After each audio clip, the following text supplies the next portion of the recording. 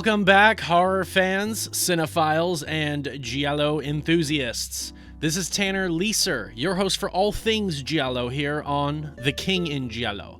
Our next stop on our journey through giallo cinema is the first giallo film from Lucio Fulci, Perversion Story, released in 1969.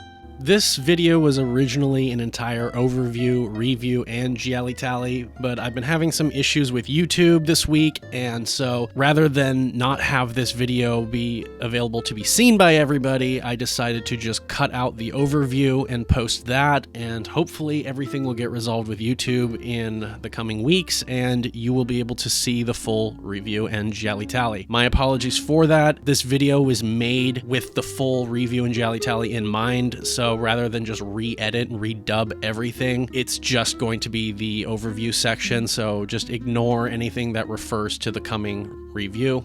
Hopefully everything will be resolved soon and you will be able to see that. Here is Perversion Story Overview. Perversion Story is an Italian, French, and Spanish co-production. Its alternative title is One on Top of the Other. The film is directed by Lucio Fulci, who also wrote it along with Roberto Gianvitti and Jose Luis. Music is by Ritz Ortolani. The cast includes Jean Sorel as Dr. George de Maurier, Marissa Mell as Susan de Maurier and Monica Weston, Elsa Martinelli as Jane, Alberto de Mendoza as Henry de Maurier, John Ireland as Inspector Wald, Faith Domergue as Martha, Ricardo Cucciola as Benjamin Wormser, and Jean Sobieski as Larry. The plot follows George de Maurier, a wealthy doctor who runs a very successful clinic in San Francisco. His relationship is on the rocks, and he mostly leaves his asthmatic wife behind at home to be cared for, while he is off carrying on an affair with a photographer's assistant, Jane. She wants him to leave his wife and dedicate himself to her, and during their romantic trip to Reno, Susan, George's wife, dies due to an asthmatic attack. He comes home to discover that he is the beneficiary of a $1 million insurance settlement, or $2 million depending on which version you're watching, which comes at just the right time for George and his business plans. However, George is also a suspect in the case and is being tailed by an insurance agent. The plot thickens when George discovers that a stripper at a nightclub looks remarkably similar to his supposedly deceased wife. Is Susan really dead, and is George being set up, or is it all just a coincidence? The script for the film is heavily inspired by the Hitchcock film Vertigo, 1958, and more so than that, it is based upon the same source material for that film, D'Entre les Morts, by Pierre Boileau and Thomas Narcejac. Fulci knew better than to make the film appear as a remake of Vertigo, and so the similarities between the two are there, but they will not beat you over the head. The duplicitous nature of appearances is at the core of the story, and the protagonist is upset by the sudden passing of his wife, but not for reasons one would expect. Not for grief, but for concern of what this will spell for him in terms of being implicated for insurance fraud and his plans to begin anew with his mistress. Things become even more complicated for him once confronted with Monica, who shares a strong resemblance to his late wife. But due to his history of being self-centered, George never really took the time or effort to truly know his wife, and so he is having a rough go of discerning whether this look-alike is his wife or not. The strong use of sexual manipulation makes this film have stronger ties to The Sweet Body of Deborah, 1968, than it does to Vertigo, and this is all by Fulci's admission. The structure of the film and its script proved to be coherent and based more on logic than many of the other gialli of Fulci's contemporaries, and this is by design, as Fulci would pride himself on his giallo films behaving as such. The hero comes off as detestable and egotistical in the beginning, but one might end up sympathizing for him by the time the climax rolls around. Likewise, the audience is kept guessing about the character of Monica and whether she is part of a greater conspiracy or is a femme fatale. There is no shortage of twists leading up to the finale, and these are handled in a mature manner which demonstrates that they are set up and serve the story and the plot and are not simply just added there just for shocks. This all amounts to a very satisfying conclusion.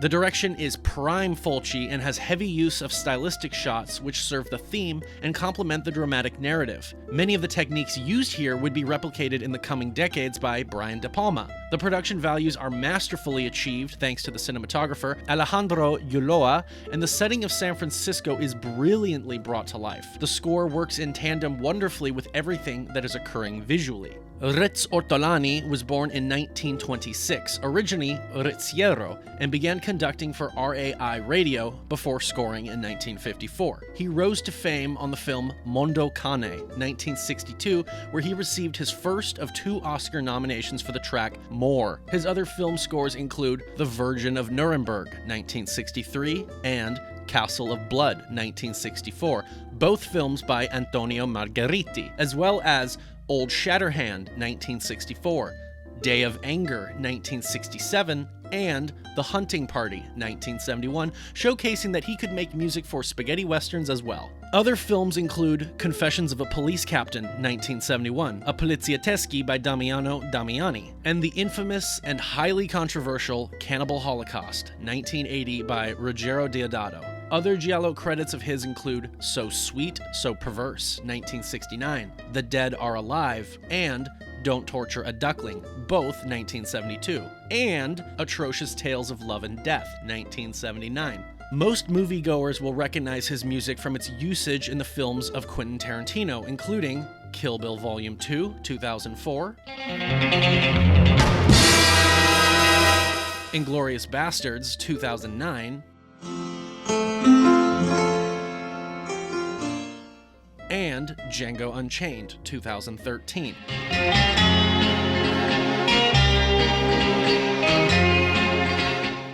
Ortolani worked throughout his life until he passed away in 2014.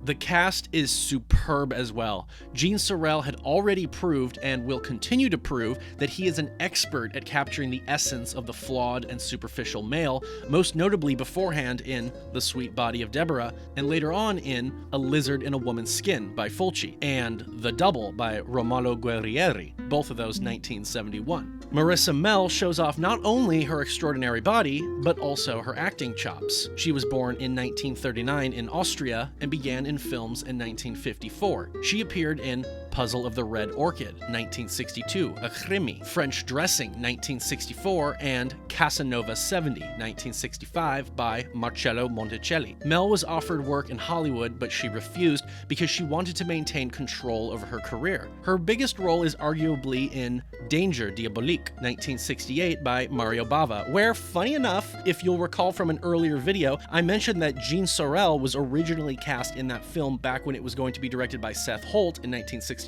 Well, coincidentally, Mel's role was originally cast for her co-star in Perversion Story, Elsa Martinelli. Unfortunately, most filmmakers chose to overlook her acting prowess and instead cast her in roles for her beauty, banking that she would get naked in later sexploitation films, and this only annoyed Mel and eventually made her bitter to the industry. Her other giallo credits include Devil's Ransom, 1970, and 7 Blood-Stained Orchids, 1972. She passed away in 1992 at the age of 53. Elsa Martinelli is well cast as George's lover. She was born in 1935 and began films in the early part of the 1950s.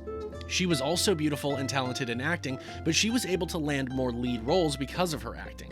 She starred in Blood and Roses, 1960 by Roger Vadim, Hatari, 1962 by Howard Hawks, The Trial, 1962 by Orson Welles, and The VIPs, 1963 by Anthony Asquith. Her career began to slow considerably in the 1970s through to the 1990s, and her final appearance would be in the 2005 Italian television series Orgoglio. Alberto de Mendoza plays George's brother Henry, and this would be his first giallo role of many more to come.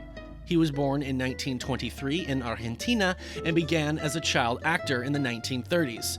He would be recognized in numerous genre flicks, including films such as Horror Express, 1972, The People Who Own the Dark, 1976, and many gialli, including Psych Out for Murder, 1969, The Strange Vice of Mrs. Ward, and A Lizard in a Woman's Skin, both 1971. He kept acting until he passed away in 2011.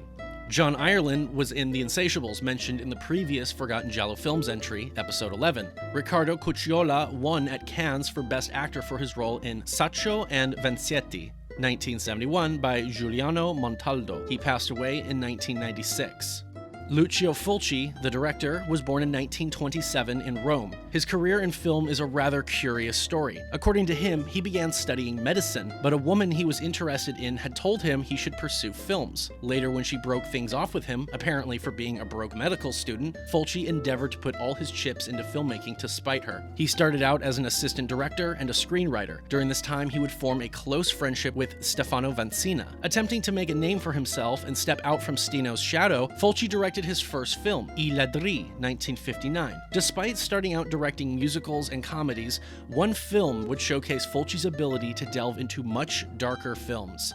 Massacre Time, 1966, a spaghetti western written by Fernando de Leo. One of Fulci's favorite films he directed, which didn't do too well at the box office and also earned the reputation of being controversial, was Beatrice Cenci, 1969. In the world of giallo, Fulci got his start with helping to do the story for Riccardo Frida's Double Face, 1969, and Perversion Story is his first effort at directing one, but he would go on to direct Don't Torture a Duckling, 1972, and The Psychic, 1977. He would make a name for himself with international horror fans by directing Zombie, 1979, and then his Gates of Hell trilogy, City of the Living Dead, 1980, The Beyond, and The House by the Cemetery, both 1981.